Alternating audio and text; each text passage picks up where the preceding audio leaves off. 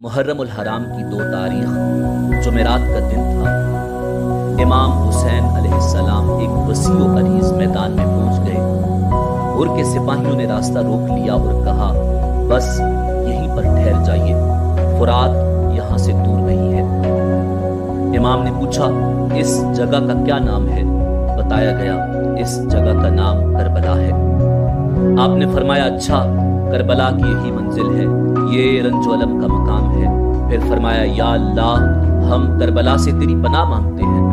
उसके बाद अपने साथियों को हुक्म दिया कि ठहर जाओ, यही हमारे बिठाने की जगह है, इसी मकाम पर हमारा खून बहाया जाएगा।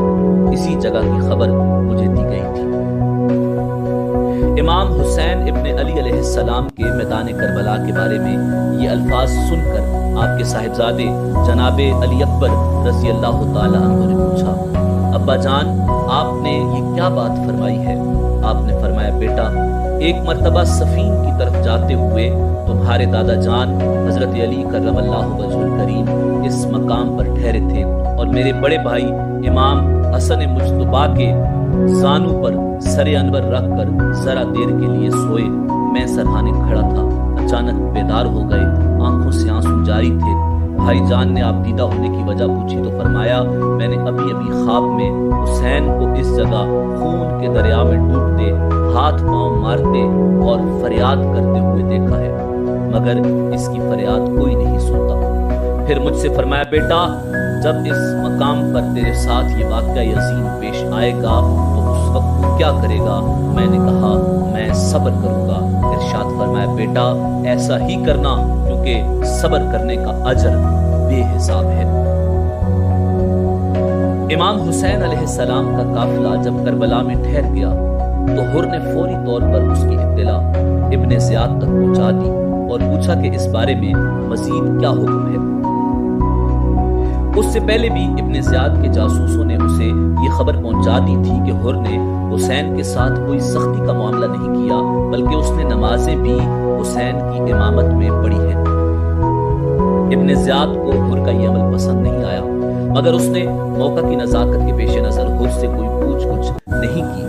अब जब हुर के भेजे हुए कासिद ने उसको ताज़ा तरीन सूरत हाल के हवाले से हुर का पैगाम दिया तो उसने चालाकी से काम लेते हुए ये मुनासिब ख्याल किया कि किसी और की कमान में मजीद लश्कर करबला की तरफ भेजा जाए।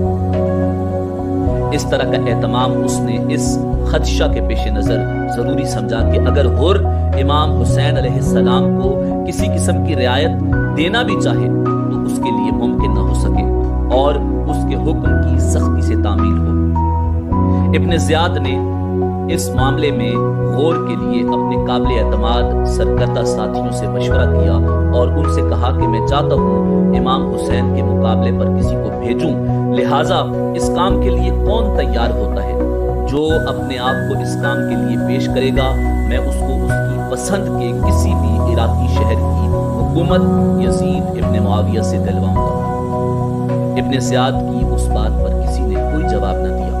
3 मरतबा उसने अपनी बात दोहराई, मगर कोई भी उस काम के लिए तैयार न हुआ। इब्ने ज़ियाद जानता था कि वो इंतहाई मुश्किल काम था, कोई भी तैयार नहीं हुआ। इसीलिए उसने हुकूमत देने का लालच दिया था कि उस लालच की वजह से बहुत से लोग तैयार हो जाएंगे। जब किसी ने हामी न भरी तो उसने उस काम को अमर बिन साद के सपुर्द करने के हवाले से सोचा। उन दिनों ईरान में कुर्दों ने बगावत कर रखी थी। उस बगावत के खात्मे के लिए इब्ने ज़ियाद ने हजरत साद बिन अबी वक़ास रज़ी अल्लाह ताला अन्हु के बदबख्त बेटे अमर बिन साद को 4000 लश्कर की कमान देकर ईरान की तरफ रवाना किया था। उसके साथ ही उसने इब्ने साद को रे की हुक्मरानी का फरमान भी दिया था। इब्ने साद अपने लश्कर के हमरा अभी मकाम हम्माम आयुन तक पहुंचा ही था कि उसे इब्ने ज़ियाद का हुक्मनामा मिला कि फौरी तौर पर उसी मकाम से वापस आ जाओ। इब्ने साद वापस आया तो इब्ने ज़ियाद ने उसे हुक्म दिया कि पहले हुसैन इब्ने अली के मामले को निपटाना जरूरी है, लिहाजा पहले इस मुहिम को सर करो, उसके बाद ईरान की तरफ पेशकदमी करना। इब्ने ज़ियाद का यह हुक्म सुनकर इब्ने साद सोच में पड़ गया, کیونکہ وہ خوب اچھی طرح جانتا تھا کہ امام حسین نواسہ رسول ہیں اور ان سے جنگ کرنا گویا اپنی آخرت کو برباد کرنے کا باعث ہے اور اپنے آپ کو جہنم میں ڈالنے کا باعث ہے۔ تھوڑی دیر سوچنے کے بعد اس نے ابن زیاد سے کہا کہ مجھے اس کام سے دور ہی رکھیں تو یہی میرے لیے بہتر ہوگا۔ ابن زیاد نے کہا اگر تم حسین ابن علی کے مقابلے کے لیے نہیں جاتے تو پھر تمہارے نام رے کی حکومت کا جو فرمان لکھا گیا ہے اسے واپس کر دو۔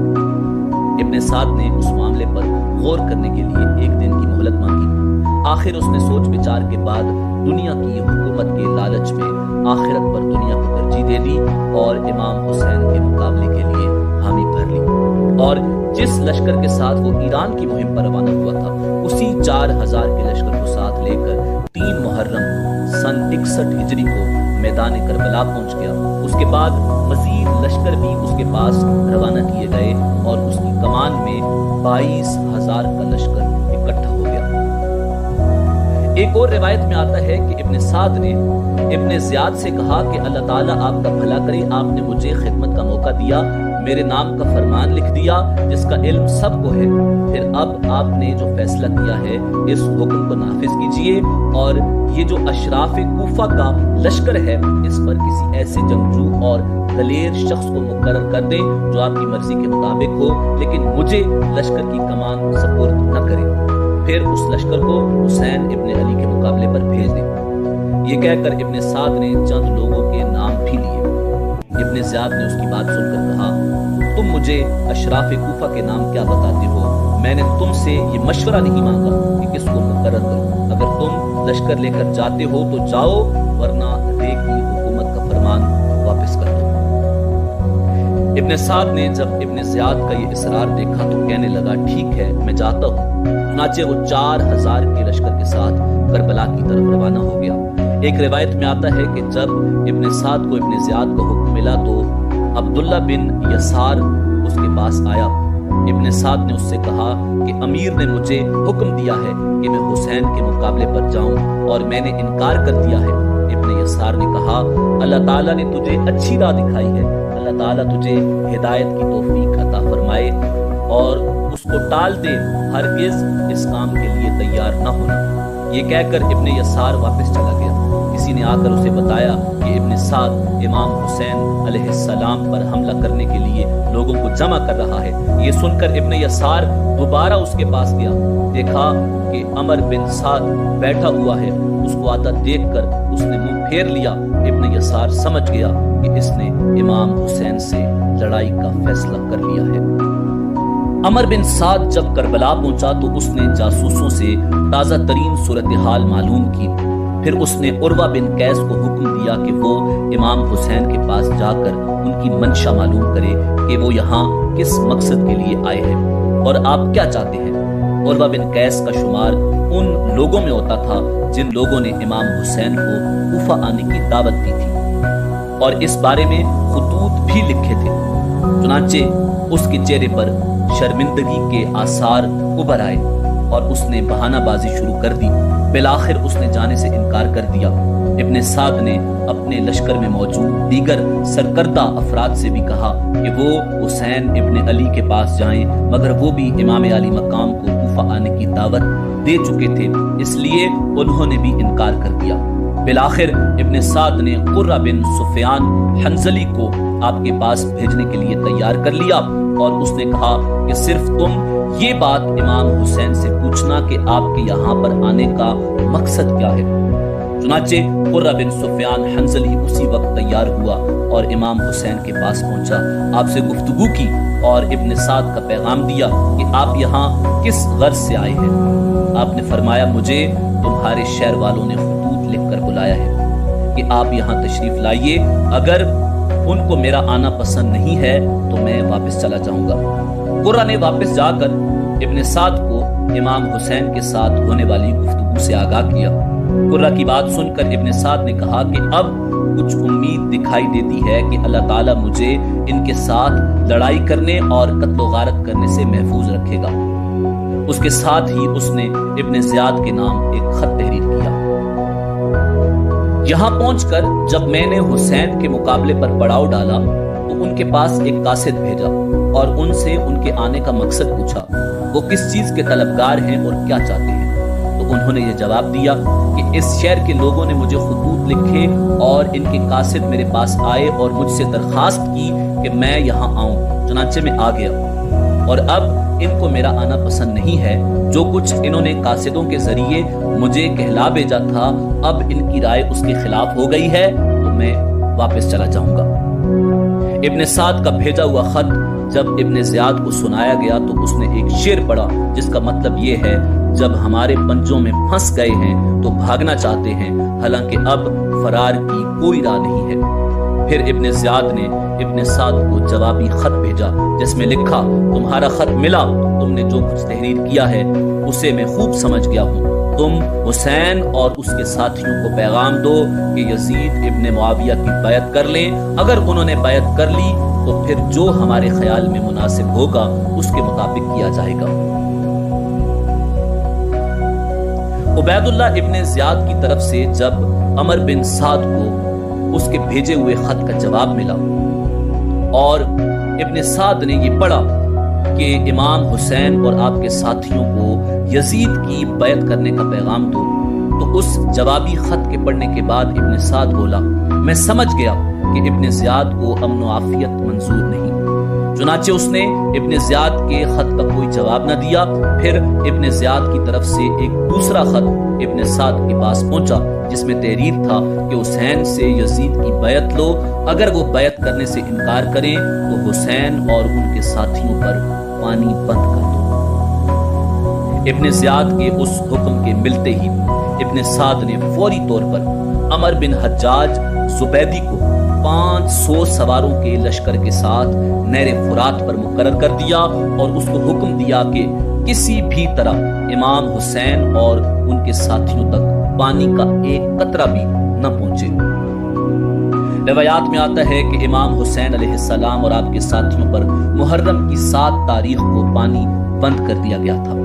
اس ضمن میں ایک روایت ہے کہ ابن سعد کو عبید اللہ ابن زیاد کا یہ حکم ملا کہ فوراً پانی پر پیرے بٹھا دو، حسین ابن علی اور ان کے ساتھیوں پر پانی بند کر دو، اس طرح کہ ایک قطرہ پانی بھی ان تک نہ پہنچ سکے، جس طرح کہ امیر المومنین عثمان ابن عفان کے ساتھ کیا گیا تھا۔ چنانچہ اس حکم کے آتے ہی ابن سعد نے 500 سواروں پر مشتمل ایک دستہ دریائے فرات پر تعینات کر دیا اور حکم دے دیا کہ حسین یا ان کے کسی بھی ساتھی کو پانی نہ لینے دینا۔ امام علی مقام امام حسین ابن علی علیہ السلام اور آپ کے ساتھیوں نے کربلا کے میدان میں خیمے نصب کر لیے ہوئے تھے کہ 7 محرم الحرام کو ابن سعد کی فوج کے ایک دستے نے دریائے فرات کے کنارے دور دور تک پھیل کر پیرے لگا دیے تاکہ کوئی بھی پانی نہ لے سکے۔ اس کے ساتھ ہی ابن سعد کی طرف سے امام حسین کو یہ پیغام بھیجا گیا کہ وہ نہر فرات کے کنارے سے اپنے خیمے اکھاڑ لیں۔ اس موقع پر حضرت عباس علمدار نے فرمایا، ہم ایسا نہیں کریں گے، مگر حسین ابن علی علیہ السلام نے حضرت عباس رضی اللہ تعالی عنہ سے فرمایا، ان سے جھگڑنا فضول ہے، تم تو کرم کا دریا ہو اور یہ قطرہ ناچیز ہیں، کوئی بات نہیں، ہم اپنے خیمے نہر سے دور لگا لیتے ہیں۔ پھر آپ نے اس جگہ سے خیمے اٹھا کر نہر سے دور نصب کرنے کا حکم فرمایا۔ مروی ہے کہ جب عمر بن سعد کو عبید اللہ ابن زیاد کا حکم پہنچا تو اس کے ساتھ ہی ابن زیاد کی طرف سے عمر بن سعد کی کمک کے لیے شمر ذی الجوشن، حسین بن نمیر اور شیس بن ربی کی کمان میں ایک بہت بڑا لشکر بھی پہنچ گیا، اور بن یزید الریاحی 1000 کے لشکر کے ساتھ پہلے ہی وہاں موجود تھا کہ حجر بن ربی کی کمان میں 22,000 کا لشکر بھی پہنچ گیا۔ پھر عمر بن سعد نے 4000 سواروں کو شیس بن ربی کی کمان میں بھیج کر نہر فرات پر مزید پیرے لگا کر سخت ترین ناکہ بندی کرا دی۔ اس کے بعد اس نے 2000 سواروں کو حجر بن ربی کی کمان میں روانہ کیا کہ وہ غادریات کے راستے پر ناکہ بندی کر لیں۔ اس طرح نہر فرات کی طرف جانے والے تمام راستوں کی ناکہ بندی کر دی گئی۔ امام علی مقام امام حسین ابن علی علیہ السلام نے سمجھ لیا کہ اب جنگ ہو کر رہے گی، تو آپ اپنی باوفا اور غم گسار بیوی حضرت شیربانو رضی اللہ تعالی عنہا کے پاس گئے اور فرمایا، شیربانو، میں جانتا ہوں کہ تم نوشیروان عادل کی پوتی اور ایران کے ایک نامور بادشاہ کی بیٹی ہو، اور میں یہ بھی جانتا ہوں کہ تم ایران کے سنہری تخت پر بیٹھنے والی ایران کی ملکہ ہو، اور ریشمی بستروں پر سونے والی اور سونے اور چاندی کے برتنوں میں پانی پینے والی ایران کی شہزادی ہو، مگر تم نے میرے ساتھ جس حوصلے اور صبر و سکون سے زندگی بسر کی ہے، میں اس کا شکر گزار ہوں، اور میرے گھر میں تم نے جس شوق و ذوق سے جو خدمات سر انجام دی ہیں، میں اس کا ممنون ہوں۔ آج ظالموں نے تمہیں یہ دن دکھایا ہے کہ تم اور تمہارے بچے پانی کے ایک قطرے کو ترس رہے ہیں، اور میں جانتا ہوں کہ تم پر یہ مصیبت اور دکھ سب میری وجہ سے ہے، اور اب چونکہ حالات بگڑتے جا رہے ہیں، پتہ نہیں کس وقت دشمنوں کی طرف سے جنگ کا اعلان ہو جائے، اس لیے اب بہتر یہی ہے کہ تم اپنے بچوں کو لے کر ایران چلی جاؤ، یا جہاں تم چاہتی ہو چلی جاؤ، میں اس کا انتظام کر دیتا ہوں، مگر قربان جاؤں اس غمگسار بیوی کے قدموں کی خاک پر، اور فدا ہو جاؤں امام پاک کی وفادار حرم پاک کی جوتیوں کی نوک پر، کہ جس نے آخری وقت بھی اپنے شوہر کا ساتھ نہ چھوڑا اور اپنے بچوں کی قربانی دے کر اپنے شوہر کی آن بچا گئی، اور دشت کربلا کے تپتے ہوئے ریگستان میں گرمی کی شدت میں بھوک اور پیاس برداشت کر کے باوفا بیوی ہونے کا حق ادا کر گئی۔ امام علی مقام کی اس گفتگو سے بی بی شیربانو پر رقت طاری ہو گئی اور عرض کیا، ہے میرے آقا حسین، خدا کے لیے آخری وقت مجھے اپنے آپ سے دور نہ فرمائیے، گلشن اسلام کی آبیاری کے لیے مجھے بھی اپنے بچوں کا خون پیش کرنے کی اجازت عطا فرمائیے۔ اے علی مقام آقا حسین، یہ ٹھیک ہے میں نوشیروان عادل کی پوتی ہوں، اور یہ بھی درست ہے کہ میں شاہی محلات میں رہنے والی ایران کی شہزادی ہوں، مگر آج میں آپ کے گھر کی لونڈی ہوں، خاندان نبوت کی کنیز ہوں، اور بی بی زینب کی خادمہ ہوں۔ آج میں آپ کو چھوڑ کر چلی گئی تو کل قیامت کے دن نانا مصطفیٰ کو کیا منہ دکھاؤں گی، شیر خدا کے سامنے کس طرح جاؤں گی، اور سیدہ فاطمہ الزہرا سلام اللہ علیہا کو کیا جواب دوں گی۔ اے میرے آقا حسین، میں اپنی خدمات کا صلہ، اپنے صبر و شکر کا بدلہ اور اپنی قربانی کی جزا عرب والوں سے نہیں مانگتی، عجم والوں سے نہیں چاہتی، مکہ والوں سے طلب نہیں کرتی، مدینہ والوں کے آگے ہاتھ نہیں پھیلاتی، بلکہ اس وفاداری کا صلہ اور جانثاری کا بدلہ قیامت کے دن نانا مصطفیٰ سے ملے گا۔ امام علی مقام امام حسین ابن علی علیہ السلام کے دل پر حضرت بی بی شیربانو رضی اللہ تعالی عنہا کی اس درد بھری اور فدایانہ گفتگو کا گہرا اثر ہوا، اور آپ پر رقت طاری ہو گئی، اور روتی ہوئی آنکھوں سے باہر نکلے، اور پھر آپ نے ہر ایک سے باری باری فرمایا کہ میں آپ لوگوں کی اطاعت، فرما برداری اور خدمت گزاری کا شکریہ ادا نہیں کر سکتا کہ تم نے میرے بدلے میرے ساتھ اتنی مصیبتیں جھیلی ہیں اور دکھ اٹھائے ہیں، مگر کل قیامت کے دن مجھے دربار خداوندی میں شرمندہ نہ کرنا۔ میری طرف سے آپ لوگوں کو اجازت ہے کہ جہاں کہیں بھی کسی کا دل چاہے مجھے اللہ کے بھروسے پر چھوڑ کر چلا جائے، مگر امام پاک کی اس گفتگو کے جواب میں تمام نے اللہ تعالیٰ کی راہ میں جانیں قربان کر دینے کا وعدہ کیا، نثار ہو جانے کا یقین دلایا، اور شہید ہو جانے کی قسمیں کھائیں، اور عرض کی، آقا حسین، ہم بھی مسلمان ہیں، اور ہم نے بھی قیامت کے دن اپنے نبی کو منہ دکھانا ہے، اور ہم بھی یزید ابن معاویہ کے فسق و فجور اور اس کی باطل پرستی کے مقابلے میں دین و ایمان کی شمع روشن کرنا چاہتے ہیں، اور حق و صداقت کا علم بلند رکھنا چاہتے ہیں۔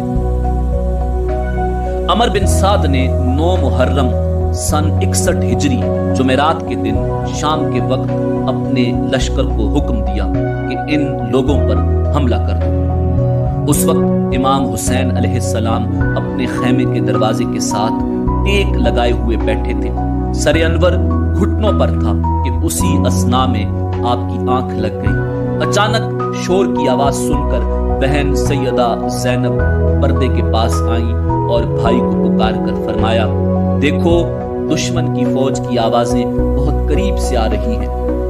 آپ نے سر انور اٹھایا اور فرمایا میں نے ابھی حضور نبی کریم صلی اللہ علیہ وآلہ وسلم کو خواب میں دیکھا۔ حضور نے فرمایا تم بہت جلد ہمارے پاس آنے والے ہو۔ یہ سن کر سیدہ زینب رو پڑی اور کہا ہائے مصیبت۔ آپ نے فرمایا بہن زینب اللہ تعالیٰ تم پر رحم فرمائے، تمہارے لیے مصیبت نہیں، صبر کرو اور خاموش ہو جاؤ۔ اسی دوران حضرت عباس رضی اللہ تعالی عنہ نے آ کر کہا بھائی جان وہ لوگ آ گئے، دشمن کی فوج نے حملہ کر دیا۔ یہ سن کر امام حسین علیہ السلام اٹھ کر کھڑے ہوئے اور دشمن کی طرف جانے لگے۔ حضرت عباس نے کہا نہیں آپ نہیں، میں جاتا ہوں۔ فرمایا جاؤ اور ان سے پوچھ کر آؤ کہ اس وقت تمہارا اس طرف آنے کا کیا مقصد ہے۔ حضرت عباس رضی اللہ تعالی عنہ تقریباً 20 سواروں کو ساتھ لے کر، جن میں زہیر بن قیون اور حبیب بن مظاہر بھی شامل تھے، ان لوگوں کی طرف گئے اور ان سے پوچھا کیوں آئے ہو؟ انہوں نے کہا امیر کا حکم آیا ہے کہ امیر کے حکم کی تعمیل کرو ورنہ ہم تم سے جنگ کریں گے۔ حضرت عباس نے فرمایا ذرا ٹھہرو، میں امام حسین سے پوچھ کر آتا ہوں۔ آپ گھوڑا دوڑا کر امام کی طرف آئے۔ اس دوران باقی لوگ وہیں پر ٹھہر گئے۔ حضرت حبیب بن مظاہر نے حضرت زہیر بن قیون سے کہا کہ اگر تم ان لوگوں سے کوئی بات کرنا چاہتے ہو تو کرو ورنہ میں کوئی بات کرنا چاہتا ہوں۔ حضرت زہیر نے فرمایا آپ بات کریں۔ حضرت حبیب بن مظاہر نے ان سے مخاطب ہو کر کہا سنو، جو لوگ کل کے دن آئیں گے اللہ کی قسم وہ لوگ بہت ہی برے قرار پائیں گے، جنہوں نے اللہ کے نبی کی ذریت کو، ان کی عزت کو، ان کے اہل بیت کو اور اس شہر کے عبادت گزاروں کو قتل کیا ہوگا، جن کی زبانوں پر ذکر الہی جاری رہتا ہے۔ یہ سن کر دشمن کے لشکر میں سے عزرہ بن قیس نے کہا جہاں تک تم سے ممکن ہو سکے اپنے نفس کو پاکیزہ رکھو۔ حضرت زہیر نے فرمایا اے عزرہ، اللہ تعالیٰ نے ان کے نفس کو پاک کہا ہے اور ان کو ہدایت عطا فرمائی ہے۔ اے عزرہ اللہ تعالیٰ سے ڈر، میں تیری بھلائی کی بات کہتا ہوں، اللہ کا واسطہ ہے ان نفوس قدسیہ کے قتل میں ان لوگوں کا ساتھ نہ دے۔ عزرہ نے کہا اے زہیر، ہم تو تمہیں اہل بیت کے حامیوں میں سے نہیں سمجھتے تھے، کیونکہ پہلے تو تم عثمان کے ساتھیوں میں سے تھے۔ حضرت زہیر نے فرمایا کیا تم مجھے اس جگہ دیکھ کر بھی یہ سمجھتے ہو کہ میں حسین کے ساتھ نہیں ہوں؟ سنو اللہ کی قسم، میں ان کو کبھی نہیں چھوڑوں گا، نہ میں نے ان کو کوئی خط لکھا اور نہ ان کے پاس کوئی قاصد بھیجا، اور نہ کبھی میں نے ان سے مدد کرنے کا وعدہ کیا۔ میں راستے میں ان سے ملا اور مجھے دیکھ کر نبی کریم صلی اللہ علیہ وآلہ وسلم کی یاد آ گئی، ان کا مرتبہ اور مقام، اور ان کے ساتھ حسین ابن علی کا رشتہ یاد آیا۔ میرے دل میں اس کا خیال آ گیا اور مجھے سمجھ آ گئی کہ یہ کن دشمنوں کی طرف جا رہے ہیں۔ چنانچہ میں نے فیصلہ کیا کہ ان کی مدد کروں، ان کا ساتھ دوں، اپنی جان حسین ابن علی کی جان پر قربان کر دوں، تاکہ اللہ تعالیٰ اور اس کے رسول کے جس حق کو تم نے ضائع کر دیا ہے میں اس کی حفاظت کروں۔ بیان کیا جاتا ہے کہ حضرت زہیر بن قیون رضی اللہ تعالی عنہ عرب کے مشہور اشراف میں سے تھے اور ان کا شمار میدان جنگ کے مشہور شاہ سواروں میں ہوتا تھا۔ کوفہ کی طرف جا رہے تھے کہ ان کی ملاقات مقام ضرورت پر امام حسین کے قافلے سے ہوئی تو امام علی مقام کے جانثاروں میں شامل ہو گئے۔ حضرت زہیر بن قیون اور ابن سعد کے ساتھیوں کے درمیان گفتگو جاری تھی کہ اسی دوران حضرت عباس امام حسین علیہ السلام سے بات کرنے کے بعد واپس آ گئے اور یزیدی لشکر سے فرمایا امام علی مقام حسین ابن علی علیہ السلام نے فرمایا ہے کہ ہمیں ایک رات کی مہلت دے دیں تاکہ آج رات ہم اچھی طرح نمازیں پڑھ لیں، دعائیں مانگ لیں اور توبہ و استغفار کر لیں۔ اللہ تعالیٰ خوب جانتا ہے کہ مجھے نماز، دعا اور استغفار سے کس قدر محبت ہے۔ یہ رات ہم عبادت الہی میں گزارنا چاہتے ہیں۔ یہ بات سن کر ابن سعد اپنے لوگوں کی طرف متوجہ ہوا تو لعین شمر ذوالجوشن چیخ کر بولا ایک رات تو کیا ہم ایک لمحہ کی بھی مہلت نہیں دیں گے۔ شمر کی یہ بات سن کر عمر بن حجاج زبیدی اور ابن شبان کندی نے کہا شمر تم کتنے ظالم ہو، تمہیں بالکل حیا نہیں آتی، حالانکہ تم ان کے قریبی عزیز ہو اور نواسۂ رسول کو ایک رات کی مہلت بھی دینے پر آمادہ نہیں ہو۔ مجھے یقین ہے کہ اگر اس وقت ہمارے مقابلے پر رومی یا کوئی اور فوج ہوتی تو تم ان کو مہلت دینے میں دیر نہ لگاتے۔ میرے خیال میں ہماری فوج میں اس وقت تیرے علاوہ کسی کو بھی ایک رات کی مہلت دینے میں اعتراض نہیں۔ ایک روایت میں آتا ہے کہ قیس بن اشعث نے کہا، ان کی یہ بات مان لو، مگر میں اپنی جان کی قسم کھا کر کہتا ہوں کہ یہ لوگ کل صبح لڑنے کے لیے تیار ہو جائیں گے۔ ابن سعد نے کہا، اگر مجھے اس بات کا علم ہو جائے کہ یہ لوگ لڑیں گے تو میں ان کو کبھی مہلت نہ دوں۔ ان کے مابین اس طرح کی گفتگو ہوتی رہی۔ ایک روایت میں آتا ہے، امام زین العابدین علیہ السلام فرماتے ہیں، عمر بن سعد کی طرف سے ہمارے پاس ایک قاصد آیا اور ایسی جگہ پر کھڑا ہوا کہ جہاں سے آواز آسانی سے سنائی دیتی تھی۔ اس نے کہا، تم لوگوں کو کل صبح تک کی مہلت دے دی گئی ہے، اگر تم تابعداری اور اطاعت کرو گے تو تمہیں عبید اللہ ابن زیاد کے پاس بھیج دیا جائے گا، اور اگر انکار کرو گے تو پھر تم کو نہیں چھوڑا جائے گا۔ امام علی مقام امام حسین ابن علی علیہ السلام اور شہیدان حق کی میدان کربلا میں یہ آخری رات تھی۔ محرم کی 9 تاریخ کا چاند تھر تھرا رہا تھا، اس کی کرنیں اولاد فاطمہ کو شہادت کا پیغام دے رہی تھی، اور اس کی کرنوں سے روشنی کی بجائے حسرت و یاس کے دھارے پھوٹ رہے تھے۔ میدان کربلا بارگاہ رب العزت میں یہ التجا کر رہی تھی کہ پروردگار، عطرت پیغمبر کا خون میرے دامن پر نہ گرے، اور ناموس رسالت کے اس مقدس خیمے سے جس میں اولاد بطول زندگی کی آخری رات بسر کر رہی تھی، تلاوت کلام پاک کی صدائیں بلند ہو رہی تھی اور ذکر الہی کی آوازیں آ رہی تھی، اور جس خیمے میں امن و سلامتی کا فرشتہ آرام فرما رہا تھا، اس خیمے کا ایک ایک ٹکڑا اپنے اندر آخری رات بسر کرنے والوں کی جانوں کی خیر مانگ رہا تھا۔ چاند ڈوب گیا اور کربلا کی زمین پر سیاہ چادر بچھ گئی اور ہر طرف اندھیرا چھا گیا تو فاطمہ کا لخت جگر اٹھا، کربلا کی مٹی سے تیمم کیا اور بارگاہ رب العزت میں سر بسجود ہو گیا۔ بارگاہ الہی میں عرض کی، اے خالق کائنات، یہ تیری بندگی کی آخری رات ہے، صبح جو کچھ ہونے والا ہے وہ تو ہی جانتا ہے، مگر میری یہ التجا قبول فرما کہ اس امتحان میں ثابت قدم رہوں، خوشی سے اپنے بچوں کی قربانی دوں، ہنس کر لاشوں کو اٹھاؤں، تیرے نعرے لگاتا ہوا اپنی گردن کٹاؤں۔ اے رب العالمین، مجھے صبر و سکون کی توفیق عطا فرما کہ اس حق و باطل کے خونی مارکے میں حوصلہ نہ ہاروں، اور کہیں ایسا نہ ہو کہ بال بچوں کی محبت تیری راہ میں حائل ہو جائے۔ اے احکم الحاکمین، جو کچھ میرے پاس تھا لے کر آ گیا ہوں، اب تو اس قربانی کو قبول کر لینا۔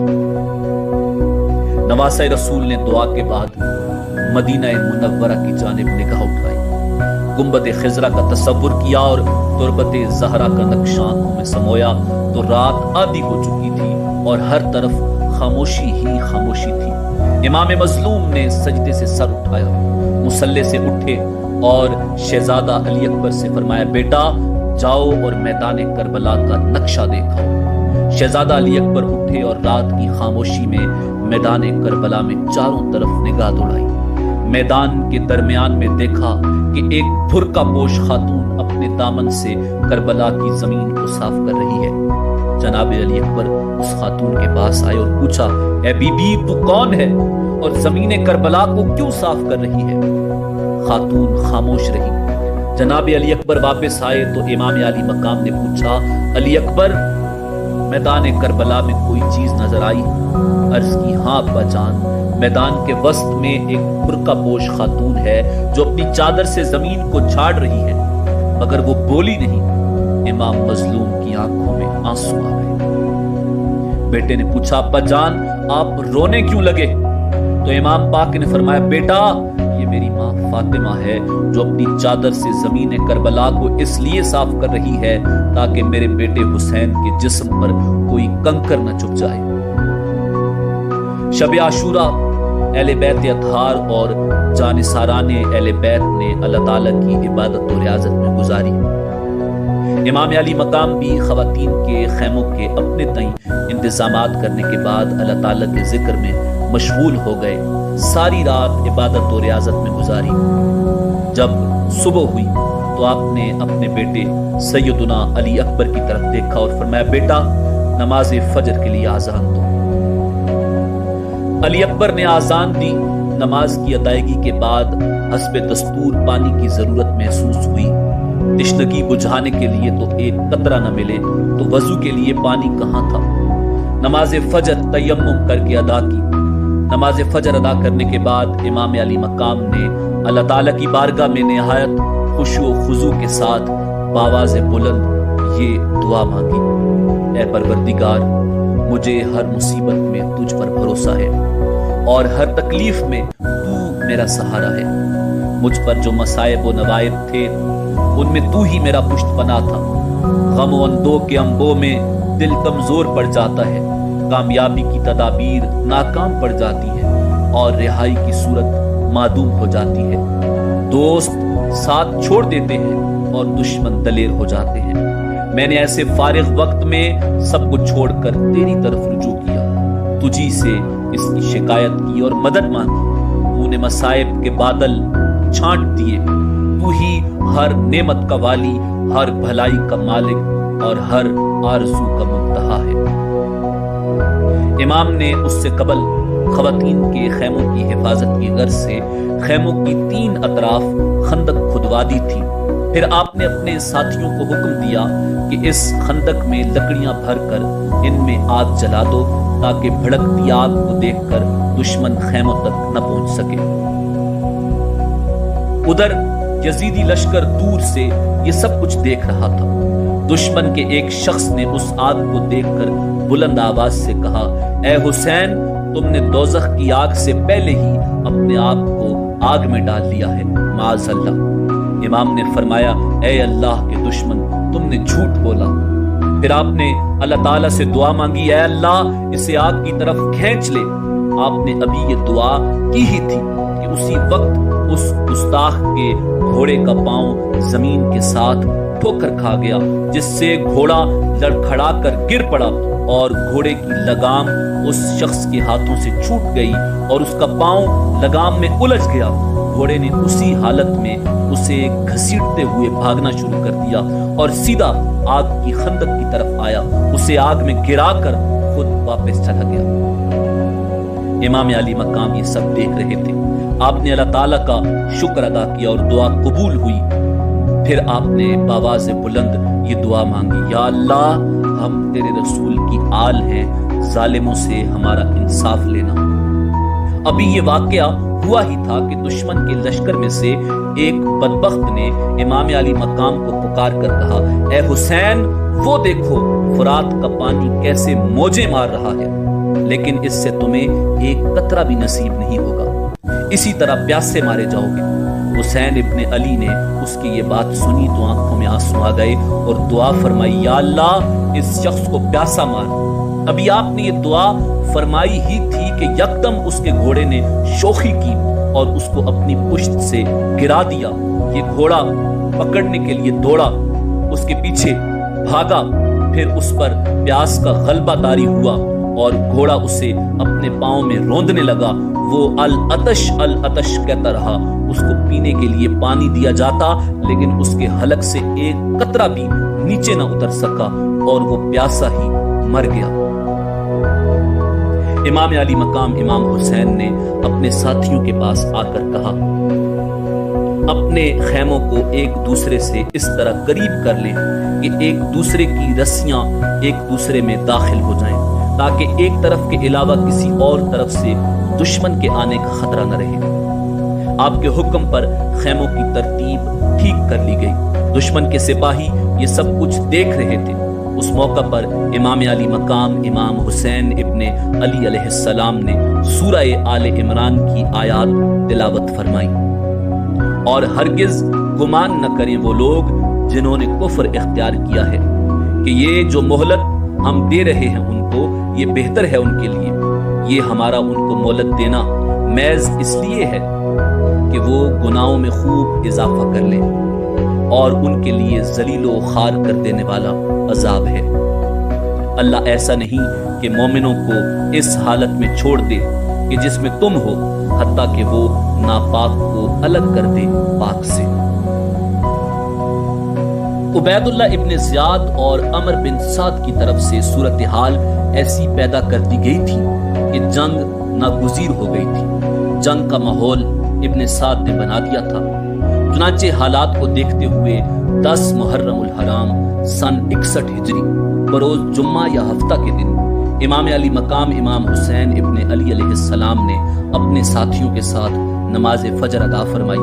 دوسری طرف ابن سعد نے بھی اپنے لشکر کے ساتھ نماز پڑھی اور سوار ہوا۔ امام علی مقام نے اپنے ساتھیوں کو جنگی انداز سے اس طرح ترتیب دیا کہ حضرت حبیب بن مظاہر کو میسرہ پر اور حضرت زہیر بن القیوم کو میمنہ پر مقرر فرمایا، جبکہ اپنے بھائی حضرت عباس رضی اللہ تعالی عنہ کے سپرد علم فرمایا۔ امام کے ہمراہ 40 پیدل افراد اور 32 سوار تھے۔ خواتین اور بچوں کی حفاظت کے لیے پہلے سے ہی اقدامات کر لیے گئے تھے، یعنی رات کو ہی خندق میں لکڑیاں ڈال کر آگ لگا رکھی تھی۔ آپ نے خیموں کو اپنی پشت پر رکھا اور خیموں کے ارد گرد 3 اطراف خندق میں آگ جل رہی تھی۔ عمر بن سعد نے بھی اپنی فوج، جو کہ بہت بڑی تعداد میں تھی، ترتیب دی۔ اس نے لشکر کے ہر حصے اور قبیلے پر الگ الگ سالار تعینات کیے اور پھر ان پر ایک بڑے سردار کو ذمہ دار کے طور پر متعین کیا۔ ابن سعد کے لشکر میں بہت سے قبائل کے لوگ شامل تھے، چنانچہ اس نے قبیلہ ربیہ اور کندہ پر قیس بن اشس کو مقرر کیا، مزہج اور اسد پر عبداللہ بن صبر جافی کو، میمنہ پر عبداللہ بن زہیر ازدی کو اور حر بن یزید الریائی کو تمیم اور ہمدان پر مقرر کیا۔ حر بن یزید الریائی کے سوا یہ سب لوگ قتل حسین میں شامل تھے۔ ان میں سے صرف حر ان لوگوں سے جدا ہو کر امام حسین علیہ السلام کی طرف چلا آیا تھا اور اس نے آپ کے ساتھ ہی شہادت پائی۔ ابن سعد نے عمر بن حجاج زبیدی کو میمنہ پر مقرر کیا اور میسرہ پر شمر بن ذل جوشن کو، پیادوں پر شیس بن ربی کو، سواروں پر عمر بن قیس کو مقرر کیا اور علم ایک غلام وردان کے سپرد کیا۔ ایک روایت میں آتا ہے کہ اس غلام کا نام درید تھا۔ ایک روایت میں یہ بھی ہے کہ ابن سعد نے سواروں پر عزرہ بن قیس کو مقرر کیا تھا۔